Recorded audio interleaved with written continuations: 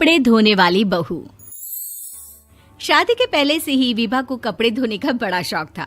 कभी नल के नीचे तो कभी तालाब के पास। अरे मेरी नीली वाली लुंगी नहीं दिख रही है।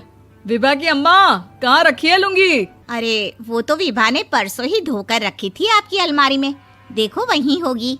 वो ना मैंने आज धो दी, मुझे लगा कि गंदी हो गई होगी।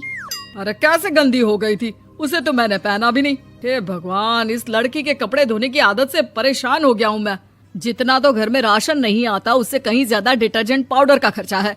इसकी शादी करवा दो, शादी जाए अपने घर में ही करे काम, फिर चाहे घर के कपड़े धोने हो या पूरे गांव के। हाँ ठीक बोल रही हूँ, देखता हूँ मैं कोई लड़का। वो दिन भी आ जाता है जब विभा को देखने लड़के वाले आ जाते हैं। लड़की मुझे अच्छी लगी। होने वाली सास कहती है, बेटी अगर कुछ पूछना है तो पूछ लो। वैसे तो हमारी लड़की बहुत ही शर्मीली है, जो बोल दो वो मान लेती है, इसे क्या पूछना होगा। अरे कैसी बात कर रही हो माँ, मुझे इन लोगों के घर रहना है, सवाल तो कई है। हाँ हाँ बेटा, पूछ लो ना, क्या पूछना है। आप लोगों के घर कपड़े कौन धोता है? सास का मुंह बन जाता है। देखो, अगर तुम ये कहना चाहती हो कि तुम्हें कपड़े धोने नहीं आते तो सुन लो, कपड़े मैं ही धोती हूँ, लेकिन तुम्हारे आ जाने के बाद मैं रुमाल तक नहीं धोऊंगी। अरे चुप रहना भाग्यवान, बहू बेचारी घर आई नहीं, उसे डराना शुरू कर दिया।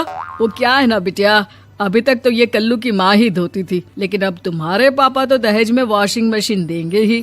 तभी विभा की माँ बोल पड़ती है, सवाल भी पूछा तो क्या। वैसे भाई साहब, मशीन की तो फिर भी कपड़े धोने की कैपेसिटी होती है। मतलब जो बिटिया दे रहे हैं ना विभा, इसे कपड़े धोने का बहुत शौक है। ये आप लोगों के क्या, आस पड़ोस गांव मोहल्ले सबके कपड़े धो दे और उफ तक ना करे। बाहर देखा नहीं आपने कितने कपड़े सूख रहे हैं? सब हमारी बिटिया ने ही तो धोए हैं। बस भी करो ना माँ, शर्म आ रही इतनी तारीफ सुनकर। और तो और एक दाग निकाल कर दिखाओ तो मान जाऊं। हाँ अच्छा अच्छा, माफ करना बेटा, मैंने गलत समझा। हमें तो रिश्ता बहुत पसंद है। और ऐसे जुड़ जाता है रिश्ता कपड़े धोने का शौक रखने वाली विभा का। उसकी शादी हो जाती है कोयला फैक्ट्री में काम करने वाले कल्लू के साथ। शादी के बाद अचानक विभा चिल्लाती हुई सास के पास आती है। सासू माँ, अरे सासू माँ कहाँ है आप? ये तो धोखा है, धोखा दिया आप लोगों ने मुझे। इसे ससुर के चक्कर के बारे में पता चल गया। अरे तो उसमें तुझे क्यों धोखा मिला है? अरे नल में पानी नहीं आता, कपड़े कैसे कब धुलेंगे? अच्छा अच्छा, तू पानी नहीं आ रहा उसकी बात कर रही है? तो आपने क्या सोचा? कुछ नहीं। अच्छा हाँ, तेरी माँ ने कहा था कि कपड़े धोने का शौक है तुझे, याद आया मुझे। शौक शौक बोलकर कपड़े धोने वाले मेरे जुनून को कम ना आके सासू माँ, कपड़ा धोना मेरा गुरूर है। तभी पति भी वहाँ आ जाता है। अभी अभी मैंने इसे सनी देओल की फिल्म दिखाई है, उसी के डायलॉग मार रही है माँ। अच्छा सुन, साफ साफ बता रही हूँ, पानी सुबह 4 से 6 और शाम को 10 से 12 आता है, समझी? विभा टाइमिंग सुनकर हैरान हो जाती है। ये क्या भूतों का मोहल्ला है?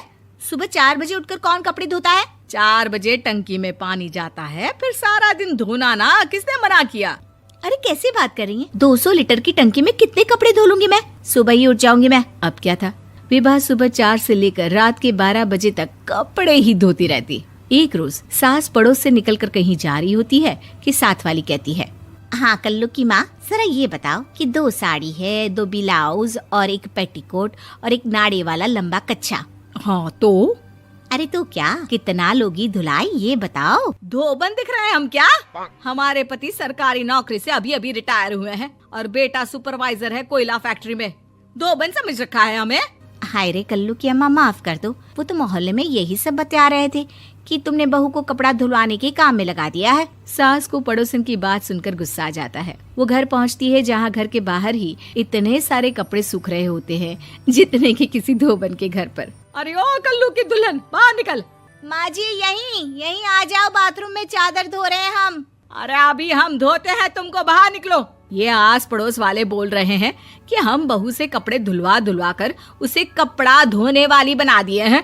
अरे छोड़ो ना माँ जी, किन लोगों की बातों में आती हो? आस पास के लोगों का तो काम ही होता है कि वो किसी तरह सास बहू को लड़ा दे।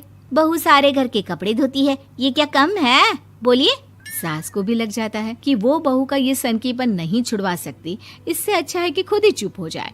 एक रोज सास और बहू मंदिर जाते हैं, जहाँ सास की साड़ी वहाँ खड़ी भीख मांगने वाली से मिलती है। माँ जी क्या बात है, आपकी साड़ी उस भिखारन से कितनी मिल रही है ना? हाँ हाँ देखो तो, दोनों की साड़ी मिल रही है। क्या बात है कल्लू की अम्मा, तुम खुद को तो अफसर की बीवी बताती हो और ऐसी सिंपल सी प्लेन साड़ी पहनकर घूमती हो। सिंपल और प्लेन नहीं है ये साड़ी। तो क्या सोने के धागे से फूल बने हैं?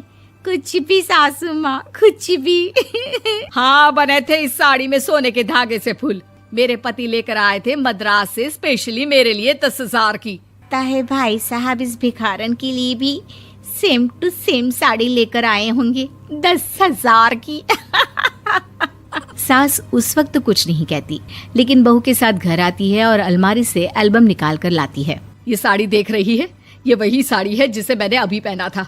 इस साड़ी में ये जो चमकदार फूल दिख रहे हैं ना, ये सोने के धागों से काढ़े गए हैं। लेकिन तू लोकल वॉशिंग मशीन ब्रश से घिस घिस कर सारे फूलों को निकाल कर साड़ी प्लेन कर दी। मुझे माफ कर दीजिए सासू माँ। और तो और, जब मैंने तुझे तेरी गलती के लिए कुछ नहीं कहा, लेकिन तूने तो सबके सामने मेरा मजाक ही बना दिया। क्यों? बहू को समझ में आ जाता है कि अब से उसका कपड़े धोना बंद।